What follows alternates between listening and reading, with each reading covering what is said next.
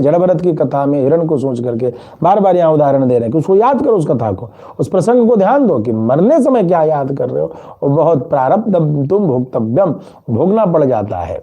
वह अवश्य में उसी रूप में भगवान लीला करा देते हैं।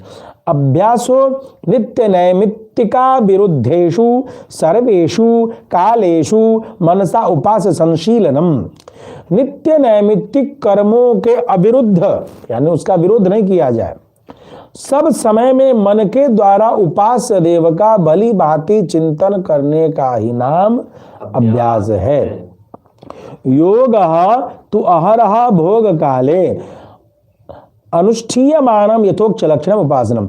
और पहले जिसके लक्षण बताए गए हैं, प्रतिदिन की योग साधना के समय जिसका अनुष्ठान किया जाता है, प्रतिदिन योग साधना के समय कुछ समय निकाल करके, जो हम लोग ब्रह्म मुहूर्त आदि में पूजा पाठ करते हैं, संध्या करते हैं, तो जो अनुष्ठान किया जाता है उस उपासना का नाम योग है, जो रोज करते हैं। ठीक है। नित्य नैमित्तिक कर्म करते समय जो किया जाए उसको अभ्यास का, और रोज प्रतिदिन योग साधना के समय जो भी संध्या मंत्र जाप जो करते हैं उसको योग का। इस प्रकार से अभ्यास योग युक्तेन, अभ्यास और योग को यहाँ समझाया गया।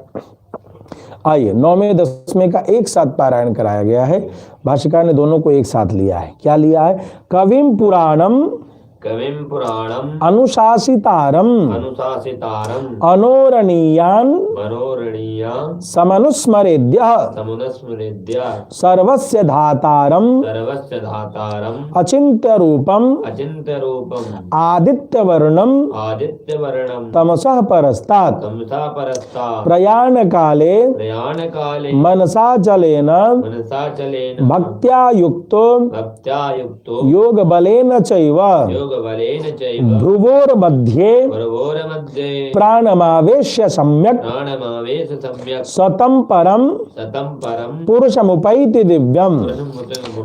पुरुषमुपैति दिव्यम। अच्छा, अब आइए, अब भगवान भाष्यकार इस पर क्या टिप्पणी कर रहे हैं, कैसे समझा रहे हैं। कविम सर्वज्ञम, कवि मतलब, कवि किसको कहते हैं? जो सब कुछ जानने वाला है। पुराणम पुरातनम, पुराणम मतलब पुरानी बात। अनुशासितारम विश्वस्य प्रशासितारम, विश्व का सब प्रकार से शासन करने वाला। अनो अनीयांसम जीवात अपि सूक्ष्मतरम, यानी कि अणोरणीयाम मतलब क्या हुआ? अणु से भी अणु, अणु से भी अणु, जीव से भी जो छोटा सूक्ष्म है, ठीक, अणु से भी छोटा। सर्वस्य धातारम, सबका धाता यानी सबका, सर्वस्य सृष्टारम सबका रचयिता।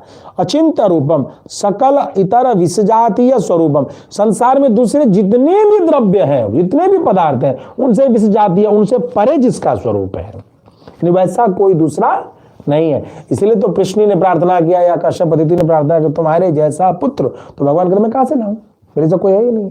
अब समझ में आ गया? सकल इतर विसजातीय स्वरूप, भगवान का स्वरूप सबसे परे है। आदित्य वर्णम तमसा परस्तात्, अर्थात अप्राकृत स्वसाधारण दिव्य रूपम तम एवं भूतम अहरह अभ्यस्यमान भक्ति युक्त। अंधकार से अतीत सूर्य के समान वर्णमाला, अर्थात अपने असाधारण अप्राकृत दिव्य रूप से युक्त है। वो अलौकिक दिव्य रूप से परमात्मा युक्त। ऐसे उस दिव्य परम पुरुष का जो भक्त प्रतिदिन क्या करे? योग बलेन आरूढ़ संस्कारतया, प्रतिदिन अभ्यास किए हुए भक्ति युक्त योग बल के द्वारा दृढ़ संस्कार युक्त होने के कारण वो प्रतिदिन स्मरण कर रहा है। तो क्या होता है? अचलेन मनसा प्रयाण काले भ्रुवो मध्य प्राणम आविश्य, उसका मन निश्चित हो जाता है, अभ्यास से पुष्ट हो जाता है, भगवत स्मरण की आदत बन जाती है। तो जब मृत्यु का समय आता है तो भ्रुवो मध्य प्राणम, जब भ्रिकुटी मध्य में जब प्राणों को प्रविष्ट करके संस्थाप्य तत्र भ्रुवोर मध्य दिव्यम पुरुषम, यह वह क्या करता है? भ्रिकुटी मध्य में जो तिलक का स्थान है, यहीं पर वो भगवान का स्मरण करना प्रारंभ कर देता है। अनुस्मरे सतम एव उपैति तद्भावम याति, और उस तरीके से वह उस भाव को प्राप्त फिर से कर जाता है, भगवत भाव को प्राप्त। तत्समान ऐश्वर्यो भवति इत्यर्थ। अभिप्राय यह है कि भगवत अनुरूप उसे उस ऐश्वर्य की प्राप्ति होती है।